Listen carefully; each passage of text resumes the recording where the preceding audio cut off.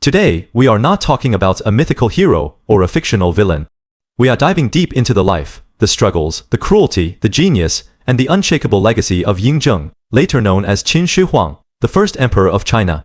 This is a story that has been twisted, exaggerated, and demonized for centuries. But today, we stick strictly to mainstream historical records, archaeological evidence, and the consensus of modern sinologists. No wild rumors, no cheap drama, just the unvarnished truth about the most transformative ruler in Chinese history. Let us start at the very beginning. In a place of fear and humiliation, the city of Handan, in the state of Zhao in 259 BC. Imagine being a child, born not into luxury, but into imprisonment. Ying Zheng did not arrive as a prince of the mighty Qin. He was born the son of a Qin prince named Yiren, who was being held hostage in Zhao to guarantee a fragile peace. His mother was Lady Zhao, a former concubine of the shrewd merchant, Buwei, who saw the boy as a political tool. For years, young Ying Zheng lived in constant danger. The people of Zhao hated Qin, and they hated this half-Qin, half-Zhao boy even more. He was spat on, threatened, and forced to hide in small dark courtyards to avoid violence. Can you imagine the psychology of a child who grows up knowing he is unwanted, that his life means nothing to the people around him, that the only way to survive is to be tough, secretive, and unforgiving? That childhood did not break Ying Zheng, it forged him. When he was 9 years old, political shifts finally allowed him and his mother to return to Qin. Just 4 years later, in 246 BCE, his father died, and the 13-year-old boy was thrust onto the throne of Qin. But he was not in charge. Not even close. For the first decade of his reign, real power lay with two men, Buwei, the prime minister, who had engineered his father's rise, and Lao Ai, a fake eunuch, who became the lover of Ying Zheng's mother, the Empress Dowager. Buwei called himself the second father of the young king, and controlled the court, filled his offices with allies, and made all major decisions. Lao Ai, meanwhile, was given vast land wealth, and even his own fiefdom. He acted as if he owned the state, and he plotted to replace Ying Zheng with his own illegitimate sons. Think about the tension in the Qin palace, a teenage king watching his birthright stolen, his mother disgraced, his court corrupted, and his enemies growing bolder by the day. What would you do? Most boys would have crumbled. Ying Zheng waited, he bided his time, studied statecraft, learned military strategy, and built a small circle of loyal supporters. In 238 BCE, when he turned 22, he traveled to Yang to perform the coming-of-age ceremony and officially take the throne. Lao Ai panicked. He forged the royal seal, raised an army, and attacked the palace where Ying Zheng was staying. This was his big mistake. Ying Zheng had been ready for years. He ordered his loyal generals to crush the rebellion. The fighting was brief and brutal. Lao Ai was captured, torn apart by 5 chariots, a traditional Qin punishment for treason, and his entire clan was executed. The Empress Dowager was placed under house arrest, and her illegitimate sons were killed. Then Ying Zheng turned to Buwei. He did not execute him immediately. Instead, he stripped him of his title, exiled him to the remote region of Shu, and sent a letter that broke the old minister's spirit. The letter read, "What have you done for Qin, that you deserve 10,000 households? What blood tie do you have to me, that you call yourself my second father?" Buwei knew he could never regain power, and he drank poison to avoid further humiliation. In just 1 year, the 22-year-old king had eliminated every rival, reclaimed full control of Qin, and sent a message to the entire realm: he would not be controlled, mocked, or challenged. This was not just a political purge, it was the birth of a ruler with absolute will. Now, Qin was already the strongest state in China, thanks to 6 generations of reforms and military expansion. But no ruler before Ying Zheng had the vision, the cruelty, or the discipline to finish the job. He assembled a team of brilliant minds: Li Si, a legalist scholar who believed in strict laws, harsh punishments, and total centralization; Wang Jian, a military genius who understood how to defeat even the largest enemy armies; and Wei Liao, a strategist who taught Ying Zheng to use spies, bribery, and divide and conquer tactics to weaken the 6 states from within. Ying Zheng's plan was simple but ruthless: conquer the weak first, isolate the strong, and never stop until every kingdom bowed to Qin. The campaign began in 230 BCE with the tiny state of Han, which fell in months. Next was Zhao Qin's bitter enemy. The Zhao general, Li Mu, was a brilliant warrior, and he held off Qin's armies for years. So Ying Zheng did not fight fair. He bribed a corrupt Zhao official to spread rumors that Li Mu was plotting treason. The Zhao king executed Li Mu, and without his greatest general, Zhao, collapsed in 228 BCE. Then came Wei Qin armies, diverted a river, and flooded the capital city of Daliang, drowning thousands of soldiers and civilians, forcing the king to surrender in 225 BCE. Chu, the largest and most powerful southern state, put up the fiercest fight. Ying Zheng first sent a young general with 200,000 men, and they were crushed. He swallowed his pride, called back the veteran Wang Jian, and gave him 600,000 soldiers, the largest army in ancient Chinese history. Wang Jian spent years weakening Chu, then struck decisively, killing the Chu general Xiang Yan, and conquering the state in 223 BCE. Yan and its remnants fell in 222 BCE, after the failed assassination attempt by Jing Qi, a story we all know, but one that only hardened Ying Zheng's resolve. Finally, in 221 BCE, the state of Qi surrendered without a fight. 10 years, 10 bloody, relentless years. And just like that, after centuries of chaos, war, and division, China was won. Ying Zheng did not stop at military conquest. He knew that a nation is not held together by swords alone, it is held together by systems, culture, and identity. So he launched a series of reforms so radical that they still shape China today. First, he abolished the old title of king and created a new one, Huangdi, or emperor. He called himself Qin Shi Huang, meaning first emperor of Qin, and declared that his dynasty would rule for 10,000 generations.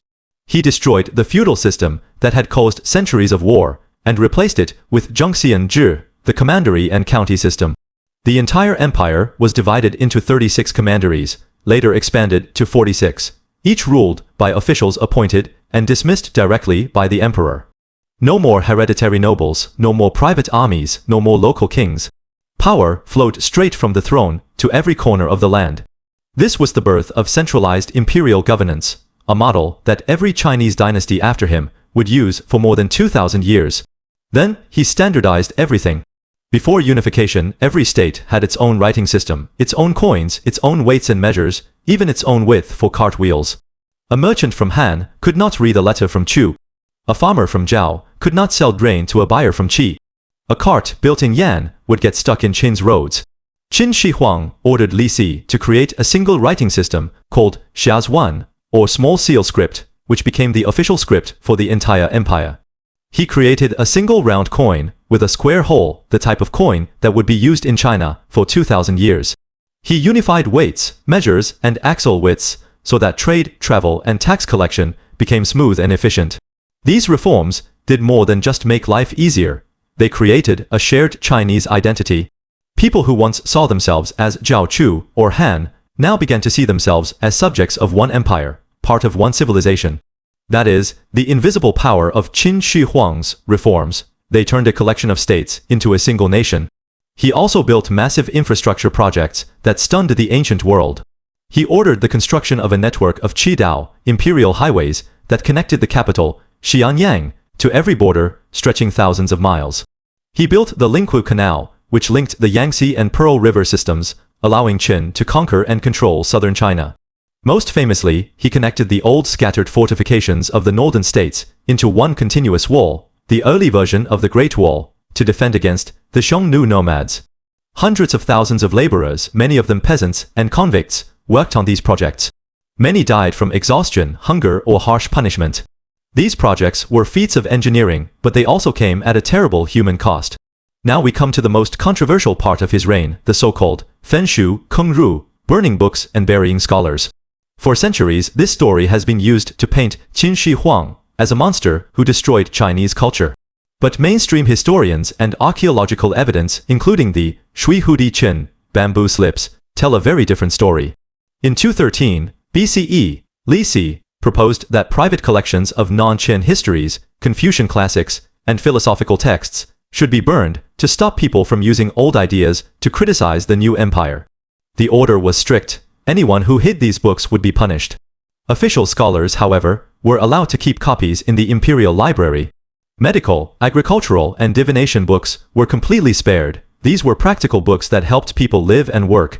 The next year, some alchemists and fortune-tellers lied to Qin Shi Huang, promising him immortality, medicine, then stole his gold and fled.